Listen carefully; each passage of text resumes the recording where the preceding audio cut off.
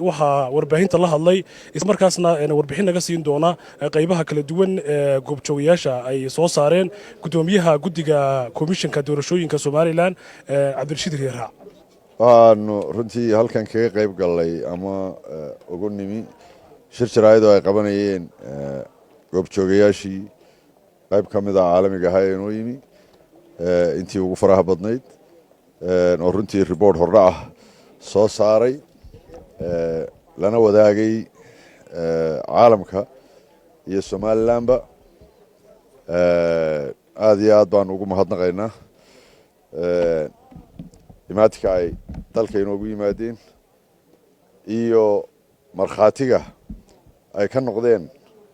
doorashadeennii iyo reportka ay soo saareen intaba waxaan kaloo aad iyo aad ugu mahadnaqaynaa shacabka reer Somaliland sida fiican ee ay ka ammaan sheegteen u soo dhaweeyey meel walba ma garanaysaa nabadda iyo wanaagga ay kala kulmeen aanay dhammaantood ilaawi doonin Somaliland iyo wanaagga ay ku arkeen dadkeeda iyo bulshadeeda iyo nabadgelyada ay ku tageen gobol kasta ay dalkoo dhan ku soo mareen innaguna ka qaran ahaan waa u mahadnaqaynaa sababta waxa weeye cid kasta oo caalamka inooga timaada cid kasta oo horu marinaysa danaheenna iyo doorashooyinkeenna iyo hawlaheenna waynu u mahadnaqaynaa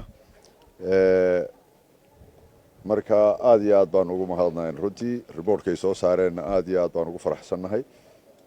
inay beesha caalamka gaadhsiiyaan warkeenna na wax weyn bay inoo tahay iyo waxtar marka aad iyo aad baa mahadsantihiin mudane gudoomiye natiijooyinkii hordhaca ahaa doorashooyinka dadku way u dhegtaagayaan goorma ayaa la soo deyn doonaa waxay la tahay horta dee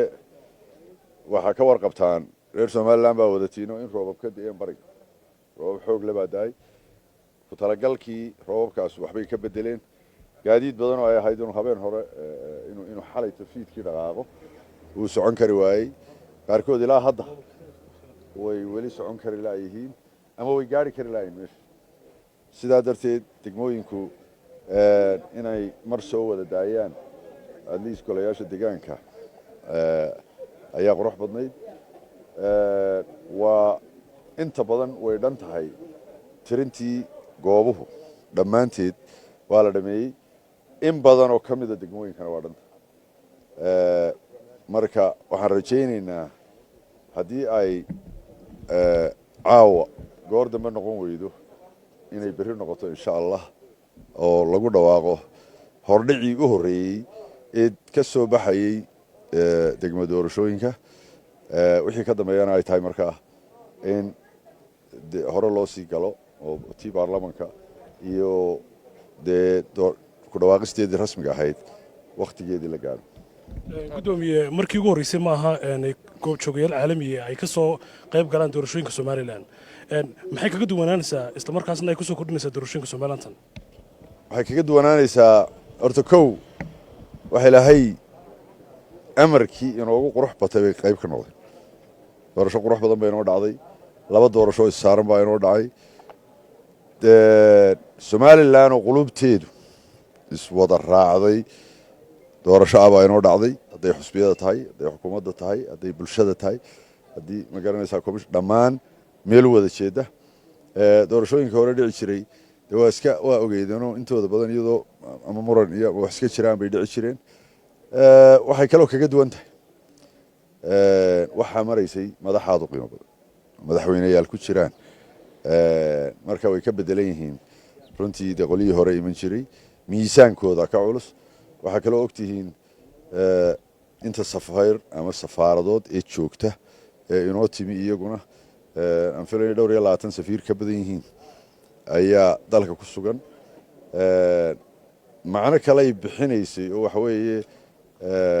waxay u muuqatay runtii in ay markii horena ahaan jirtay arrin caadi ah oo in goobjoog laga noqdo doorashada dad iman jireen maanta se waxay u eg tahay in markhaati rasmiya loo yimi dhinaca doorashooyinka markan ka hadaloo kale idinkii qayb ka mid wad cusub tihiin doorashadii way cusub tahay waa doorasho isa saaran oo wakiilada iyo deegaanka ah marka laga hadlayo doorashada Soomaaliland ka dhacday oo ah doorasho ku cusub isla markaana shacabku ay aad u soo dhaweeyeen kana duwan tahay qaybihii hore ee doorashooyinka u dhici jiray ee Jamhuuriyadda Soomaaliland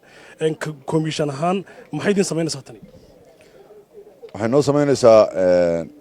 waxay noo sameynaysaa dhiiri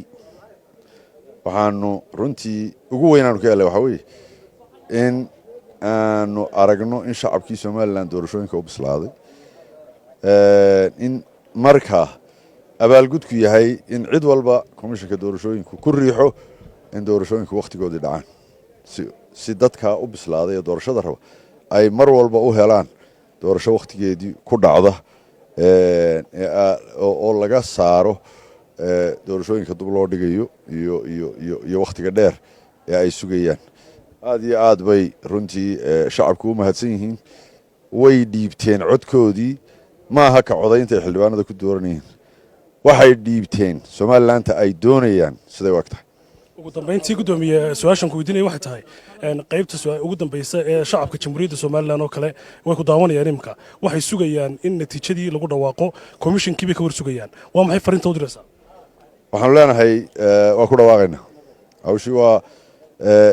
intaynu hawl soo marray waa garanaysaa waa soo dhamaatay doorashadii waa soo galay natiijadii baa inoo hadhay